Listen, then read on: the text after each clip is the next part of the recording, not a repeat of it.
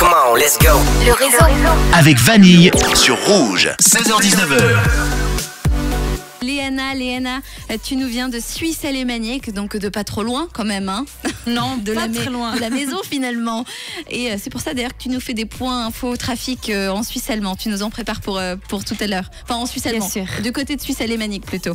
Bien sûr. Mais parlons de choses importantes de toi et surtout de ton univers musical, puisque tu es donc d'origine suisse allemande, mais ton amour pour le français, tu le transmets avec la musique, puisque tu chantes en français, n'est-ce pas ? Oui, c'est vrai, je chante en français. Et alors raconte-nous un petit peu ce que tu nous chantes dans ton monde à toi. Non. Ah oui, tu nous racontes. Oui, c'est un peu difficile à expliquer, mais j'étais à Paris, ça fait longtemps que j'étais à Paris et je remarquais, j'adore cette langue. Et quand je suis rentrée en Suisse, d'abord j'ai essayé de chanter en suisse allemand, mais je remarquais que je n'aime pas trop mon dialecte.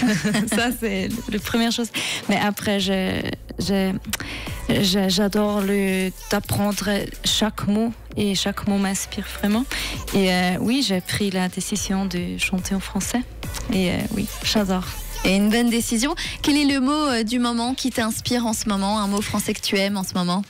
En ce moment, je crois que j'ai déjà dit beaucoup, mais c'est sonorité et c'est la vérité. J'ai vraiment écrit une chanson qui s'appelle Sonorité dans la semaine dernière. Ok. Oui, et j'espère que la chanson va sortir peut-être dans une demi-année ou quelque chose comme ça. On sera là en tout cas pour le découvrir avec toi. Parle-nous donc de cet album aussi que tu prépares, c'est ça, de ton côté ? L'album, oui. En ce moment, j'ai écrit une deuxième album déjà, mais je suis pas finie, c'est clair, mais c'est une grande chose. Mais peut-être c'est un album pour le futur, pour 2023. J'espère que elle va sortir. S'il n'y a pas de pandémie, si tout va bien, quoi. C'est vite là, 2023, c'est bien. Oui. Il y a déjà beaucoup de chansons qui sont prêtes, il me semble, non ? Quoi ? Il y a beaucoup de chansons qui sont déjà ready. Oui, Ouais. oui, c'est vrai. Et à mon côté, c'est Jason T. Et j'avais de la chance que j'ai le rencontré. Et maintenant, il m'aide beaucoup aussi avec mes chansons, avec mes nouvelles chansons. Avec les arrangements. Avec les arrangements, voilà. Oui. Et... Vous ne vous quittez plus? Apparemment pas. Jamais. Génial, on va parler de ton actualité dans un instant, Jason, mais bien sûr vos actualités se rejoignent puisqu'ensemble vous avez sorti un très joli single qu'on va retrouver avant la fin de cette émission, bien entendu. Là pour l'heure on va retrouver ton single, Qui veux-tu être demain? Ça parle de quoi? Ça parle d'une transformation dedans. Oui, chaque chant, on a beaucoup d'émotions dedans et c'est toi qui peut choisir de quelle émotion tu veux rester ou de quelle émotion tu veux jeter dans une poubelle ou comme ça.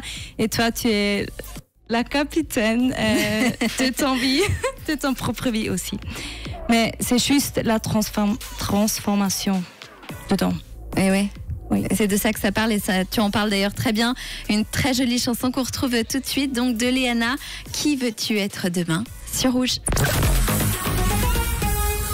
C'est au tour de l'autre co-animateur du soir, Jason G, de devenir l'invité du soir. Jason G, on va pouvoir ajouter quelque chose à ton CV en plus d'être musicien, compositeur, voix off, acteur, artiste, bref, complet. On peut ajouter animateur maintenant. Oui, c'est ça, animateur approuvé par Rouge FM. Voilà, validé, paf, boum. Le tampon. C'est fait. Jason, on est là aussi pour parler un petit peu de ton univers musical à toi, puisqu'on t'a découvert avec Léana tous les deux pour ce duo qu'on a écouté tout à l'heure à 16h20, qu'on retrouvera d'ici la fin de l'émission. Léana, on t'avait reçu aussi pour parler de ton univers musical. Quel est le tien, Jason? Quel est mon univers? C'est assez varié, ça va de la funk, ça passe par l'électro, ça va à la variété française, des chansons en français et en anglais aussi. J'ai pas de style défini, mais je pense que j'ai des thèmes plutôt dans mes chansons qui sont le travail, l'amour et peut-être la destinée et la solitude. Je pense que c'est ce qui... La solitude. Oui, aussi, ouais. Dans les chansons. La solitude, peut-être... C'est créatif. La solitude qu'on peut retrouver dans la vie, quand, même si on est entouré de gens, peut-être quand on est un peu dans son monde. C'est des choses que je ressors dans certains de mes titres, ouais. Des thèmes où tout le monde se retrouve, finalement. Ouais, voilà. Mais c'est vrai qu'écrire sur des chansons d'amour, par contre, j'aime beaucoup. Je pense que j'essaie de trouver une manière originale de les raconter, parce qu'il y en a tellement, tu vois.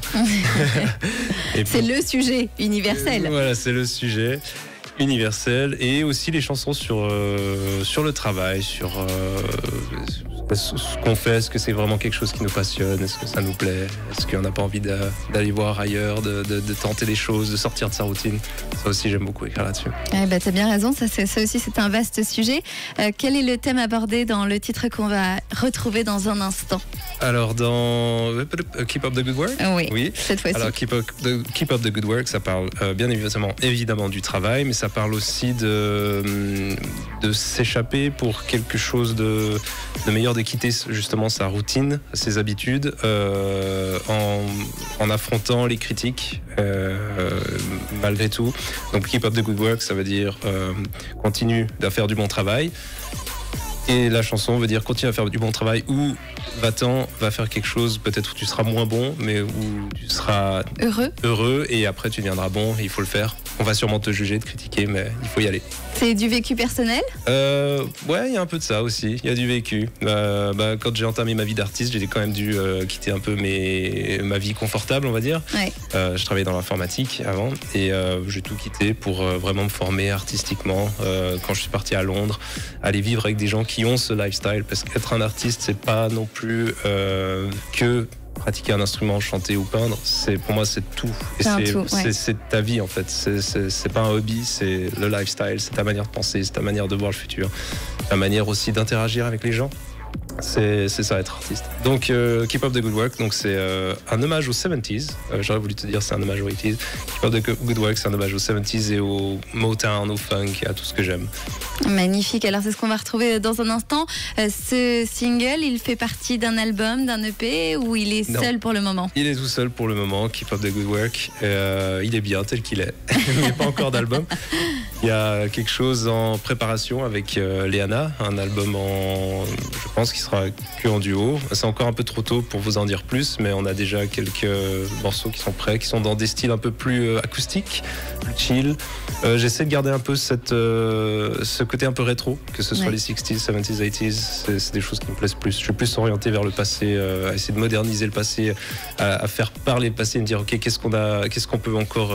comment on peut encore innover les vieux genres, avec des choses du passé.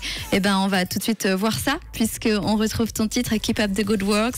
On se retrouve dans un instant, bien sûr, pour faire la suite. Vous repassez en co-animateur un point sur l'énigme, et avis à ceux qui veulent entendre le duo, on le retrouvera d'ici la fin de l'émission. Merci Jason, merci Vanille. À tout de suite en co-animateur.